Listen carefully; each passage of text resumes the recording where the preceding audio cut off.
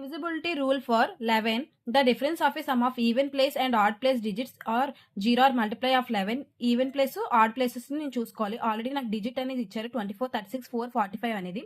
ఇక్కడికి వచ్చేసరికి ఆడ్ అంటే మనకి ఏంటి 1, 3, 5, 7 అలాగా చూసుకోండి. 1, 3, 5, 7 అందుకే 1 ప్లేస్ లో 2 ఉంది. అలాగా మనకి 3 ప్లేస్ లో 3 ఉంది. దాన్ని బట్టి రాసుకుంటారు. అవే ఇక్కడ రాసుకోవాలి. ఇదంతా కూడా ఆర్డర్ నెంబర్స్ 2 + 3 + 4 + 5.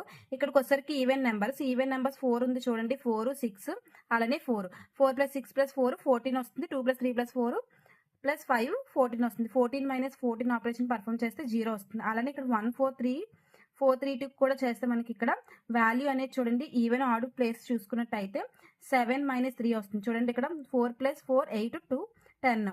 సో 1 + 3 4 4 + 3 7 3 అనే వాల్యూ మనకి రిజల్ట్ అనేది స్టోర్ అవుతుంది. ఇలా డివిజిబిలిటీ రూల్ మెథడ్ అనేది మనం పర్ఫామ్ చేయాలి.